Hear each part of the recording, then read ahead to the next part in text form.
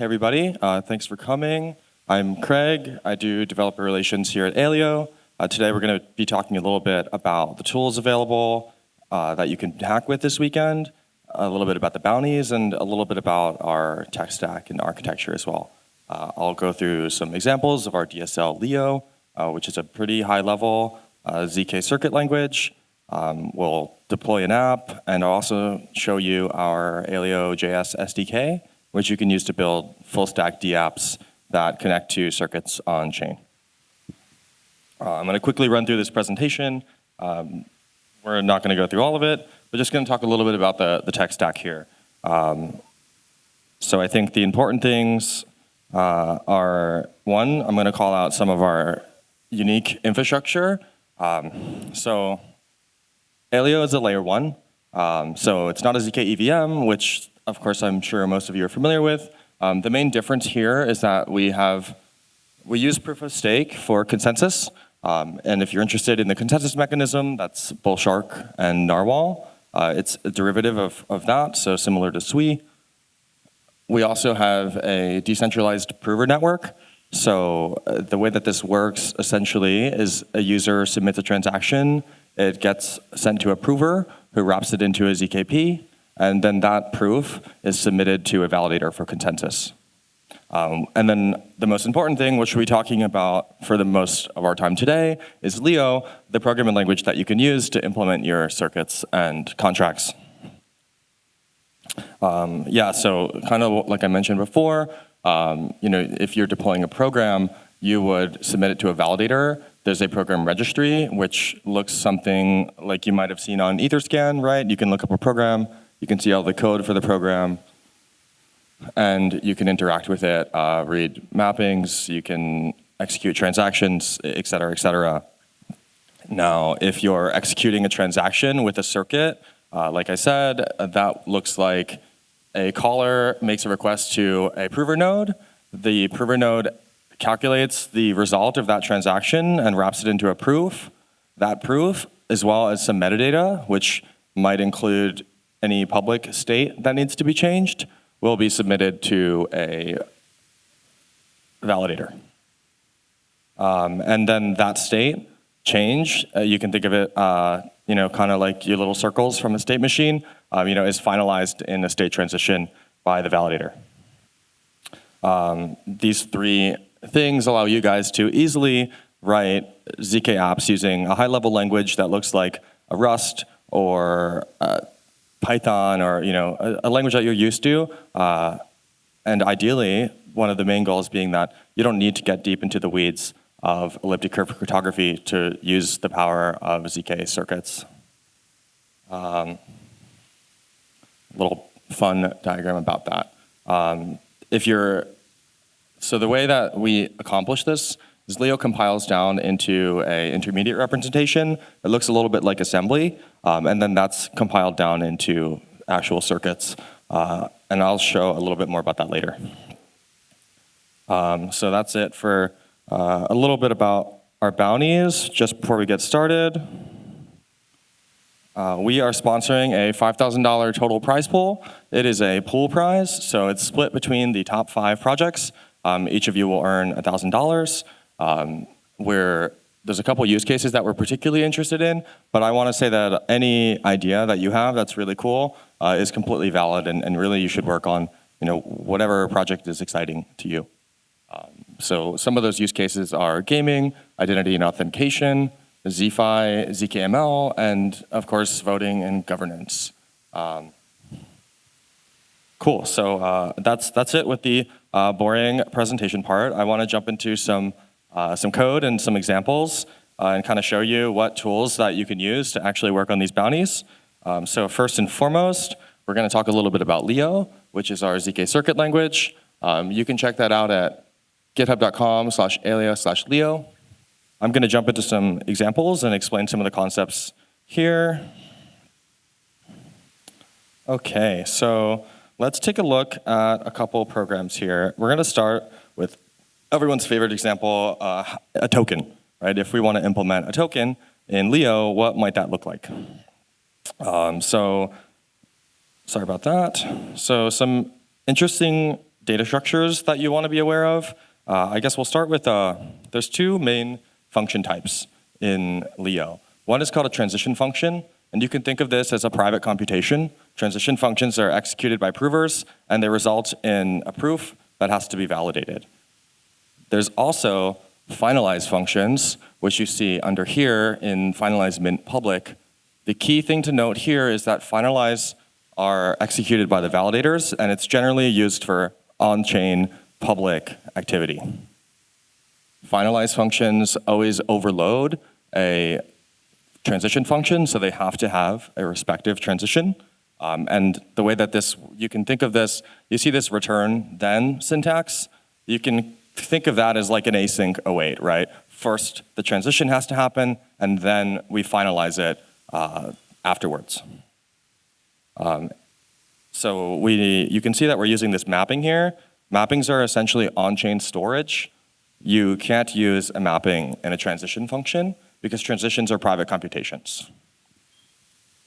Mappings can be viewed by any user on-chain. It's totally public. If you know, for example, in this case, if you know the address, you can look up the mapping. Who is familiar with UTXO as opposed to the account model? Okay. So Aleo's execution model looks a lot closer to UTXO than it does the Ethereum account model. And the way that we handle that is we call it the record model. So every transaction has an input record and also results in an output record. So there's not a central account per address that logs all the transactions and history of it.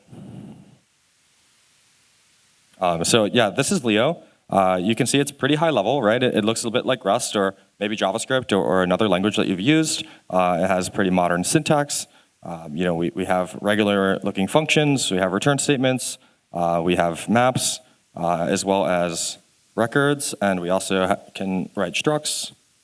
So if we wanted to implement a token, and we wanted to do, let's say, the public use case, we're not doing anything privately, right? So we're just offloading all of this information into the mapping. We are receiving a public input and a public amount, and we're doing it all in the finalize function and storing it in this public mapping that counts the amount of the token. In the private use case, it's a little bit more interesting in that you'll notice that we don't have a finalize function here at all, and we would just mint the token into a private record. Records are encrypted by the caller of the transaction by their private key, and they can only be decrypted by that same key, right? So if you were to mint this token, only the person who minted it would be able to see how many tokens you minted, as well as who owns the token. So I'm sure you can guess that if we wanted to implement a transfer public function, it's going to look similar to the mint, except for we have to do some math to calculate balances and reduce from the sender and add to the receiver. Similarly, I guess this is a little interesting, right? If we wanted to do a private transfer, we actually have two records that are output. One for the however many tokens are remaining for the owner. So we take in one input record, and then we output a tuple of 2 token records, which is that struct that we defined earlier.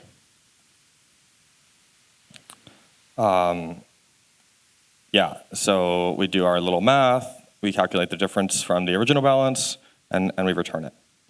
This is super cool. Everybody loves tokens. The syntax is super high level, but I think this example is a little boring, so let's get into something that is like a little more exciting. Who is interested in governance? Anyone? DAO's not super cool anymore? So let's look at how we can implement a vote where all of the individuals' addresses, their identities are private, but we can keep the tally, the yes and no's, yays and nays, we can keep those totally public, as well as the proposal is public as well, right? So private voting. So we're going to define some data structures here. One is a struct, and we can talk about, I'm sure you might be wondering, what's the difference between a record and a struct? Records are a built-in type that are used for private. use cases, they always have an owner, which would mean that they're encrypted by the owner's address. Whereas structs are just structs, a way to organize your data and keep things nice and convenient and tidy. So here we define our proposal info. We would hash our title into a field, as well as the content. And then, of course, there's some original proposer. And then in our private structure, we map the info to this struct here, and then somebody has to encrypt the proposal, right? On chain, we store these proposals publicly in our mapping, and then we have a private ticket to tally votes. We keep track of the IDs for the tickets publicly and count how many there are so that later we can determine if the vote passed or it did not. And then also we have a mapping for agrees and disagrees. So let's look at how we would actually implement creating a new proposal, right? So first we're going to create an ID by using a hash function to fit our string into a field. And then we're going to create a private record for our data for the proposal, and then finalize the ID by setting a mapping for the tickets with the current count of 0 for that. And then if somebody wanted to make a vote, we would execute this new ticket function, which takes in the ID of the proposal, as well as the voter, whoever is voting's address. We create a new ticket, and then we finalize the count of that ticket on chain. If you wanted to and then once you have a ticket, you can use that input record to vote, right? And so if you wanted to make an agree, you would execute the agree function. We would increment the count of agrees, and same for disagree. So this is like a super high level. We've just implemented a very basic private proposal, private voting system. This could be useful if you're working on a DAO, if you want to make bets on things. This use case could definitely be expanded. So with that, that's just a little overview of Leo. Does anybody have questions before I jump into anything else? Go ahead. Oh, sure, yeah. So we can do regular if statements and whatnot. We have all of that too, right? One, you can do it this way. You can do the logical comparisons this way, but also you can write if-else, just like any other language that you're used to. This is kind of an ugly example that's implementing tic-tac-toe, so it's a lot of like hard-coded logic. But yeah, if you want to do regular control statements like if and else, as well as for loops, those exist too. Sure. Sorry. Can I write call another function within the if-else clause? So as what you're asking is, if we were here in the program scope, can we call another function? Yes. Okay, cool. That's very cool. Thank you. Yeah. Cool. So this is I just wanted to give you kind of an overview of the syntax so we're on the same page. And we can talk a little bit about what tools are available. So that was Leo. That's our DSL for writing circuits. I think one thing that's pretty cool that the team's been working on is our web app SDK. So if you wanted to build a full stack D app, one, you would have to write your contract and deploy that, but you also need ways of easily interacting with your contract, right? And I think the easiest way, if you're hacking this weekend to get started, is who's familiar with Create React app? I'm sure most of you have used something like that before, right? Kind of quickly spins you up a template to deploy and get started with an app. So we have been working on our own version of this for Create Aleo app. It's super easy to use, and I'm going to do that with us right now. So it looks a little bit like this. So you'd run this command, name our project, let's call it ZK Hack. There's a couple different templates you can choose from, vanilla JavaScript, React, or a Node.js one. We're going to pick React today. And also, cool. So now that we have that, let's open that up in VS Code.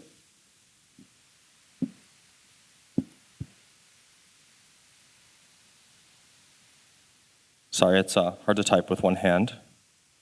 Cool. So let's check out what did we just do. What is this tool actually doing? And there's two main things to note here. One is that we've created a very basic kind of Leo program structure. So we have I mentioned the intermediate representation earlier, right? So if we look at this function that just adds two numbers, when we compile, we also end up with an assembly-like program. So we have a Leo program here, and we also have a web app that interacts with this program. And so if we run npm run dev, I think we need to do an npm install first. So once this is done installing, we'll be able to load a website that interacts with this contract. So if you wanted, you could deploy this. You would write your code in here. You would write your Leo program. You would deploy it, and then you can easily use the SDK to interact with it and build a full stack DApp. And so you can learn a little bit more and look at some examples of how to use the SDK in this repo. So that's github.com/aleohq/SDK. And so there's examples on how to create accounts, how to execute programs, some architecture diagrams on that, how to do things like multi-threading or local program execution, how to execute on the network. There's a ton of information about how to use the SDK here. Highly recommend you check it out if you're looking at building a user interface for your circuits. Some examples of how to transfer credits, et cetera, et cetera. So one other thing that if you're using Aleo this weekend, that's going to be super useful, of course, is the developer documentation. So just want to give you a quick overview of what that looks like.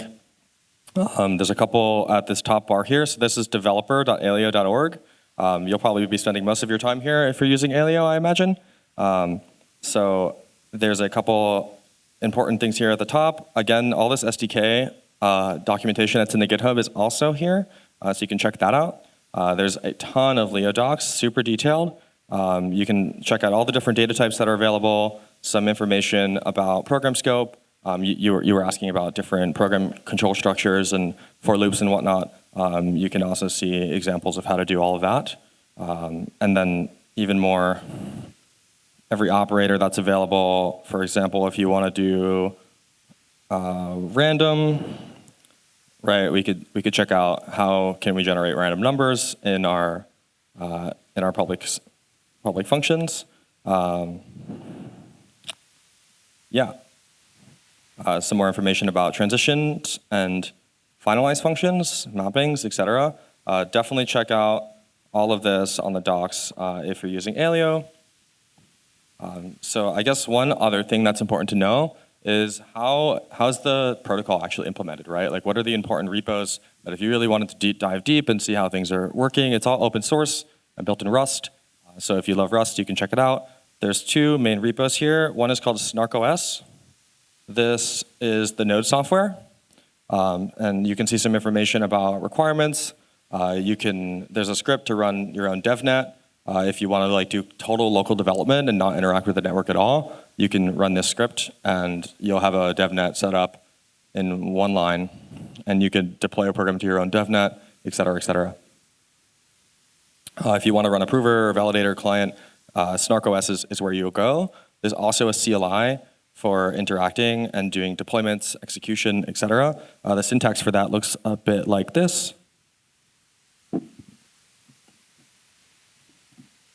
So we would, it's SnarkOS developer, and then there's some functionality like execute, deploy, et cetera. And you can check that out, I believe, by just saying SnarkOS developer, and probably --help. Right, and you can check out all the commands that are available there. This is one way to interact with the network. There's also a aleo.tools, which is an implementation essentially of this CLI, but in a web app. You can check this out. There's lots of useful little functions here that you might want to use. You can even deploy, I believe. If you go to the develop tab, you can even execute and deploy a program just here in the web app. Pretty exciting. If you need, you might have to get credits, which is Aleo credits are the native token of our layer 1. You can reach out to me, or you can try to use the Faucet, which I believe has been having some issues. So if you have a US phone number, you can go to faucet.aleo.org and try this. Also, you can go on the Discord, and there's a Faucet channel in there. And you just can type a command, and there's a bot that will send you some credits to your wallet. And it looks a little bit like this.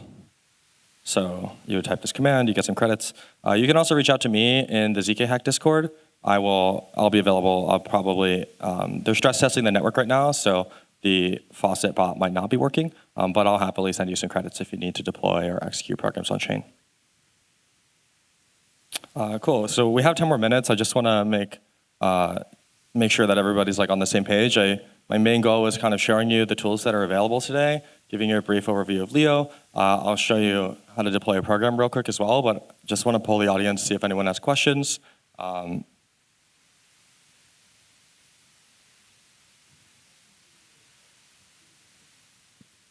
Great question.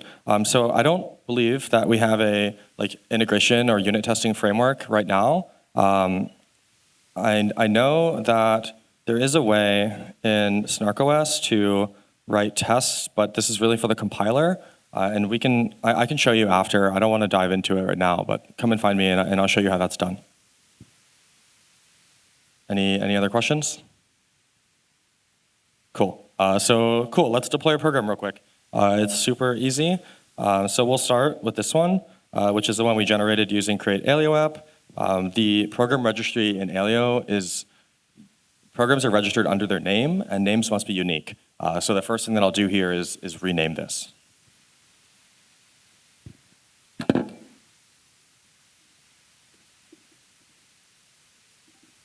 I'm just going to rename this everywhere that it is used.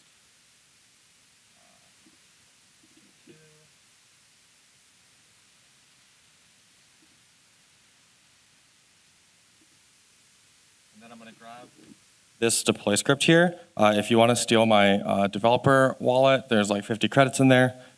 Now's your time to screenshot. This is just a deploy script, and it's really just wrapping, it's just a bash script that wraps that CLI tool called SnarkOS that I mentioned earlier, right? And makes my life easy by having all of these things here. If you want to see a tutorial on how to do this yourself, you can go to the documentation, and I think it's pretty easy to find it. If you look up the Aleo deploy and execute demo, you can see some guides on how to use all these tools, as well as a full demo on how to do it, right? So this will take you from generating your wallet to getting credits to creating your first application, all the way through to deploying your app down here, which is what I'm about to do. So I'm going to grab this deploy script, and I'm going to drop it into this other repo right here. We want to go in here. I'm going to create the script.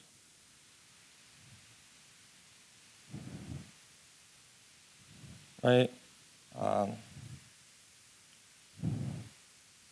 Probably have to rename this folder as well.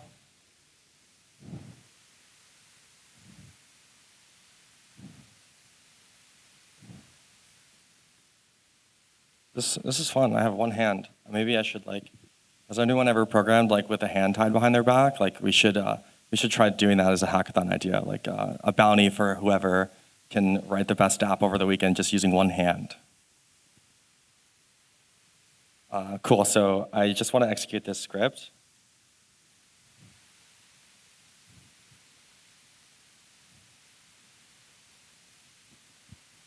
And I haven't tested this, so it might not work. But I'm pretty sure it does. I've used it before. Yeah, so it's that simple, right? You just use a CLI command, and your app will get deployed on chain.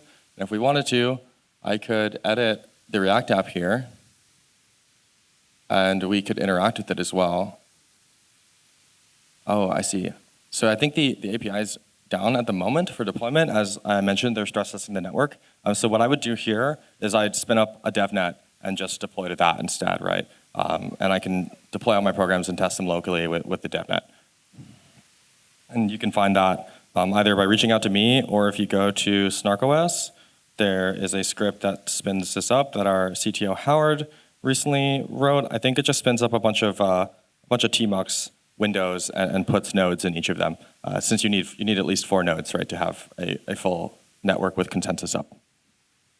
Cool. That's all I had. Super unstructured. Just want to again call out the different tools that are available. If you want to see a bunch of examples of how different contracts and different circuits are implemented, I would either look at github.com/aleohq/workshop, or you can also go to the Leo Playground, which is pretty cool. It's like a cool little web app that has a bunch of these examples implemented, and you can also run them, execute them, etc. And there's some, if you want to go back to your algorithms class and write a bubble sort, you can do that. These examples are a little outdated, I believe, because we recently launched arrays. So of course you would implement that using that. But yeah, that's really all I had today. I hope you guys enjoyed it. I hope you have fun with Aleo, and really want to call out this. We have a $5,000 prize pool this week. $1,000 for the top 5 prizes each, split evenly. Cool. Yeah, any questions from the crowd? And I'll be available all weekend, either via Discord or here in person, to answer questions, help you guys out. If you have any struggles or any successes while using Leo and Aleo and building your app, I'll be here to help.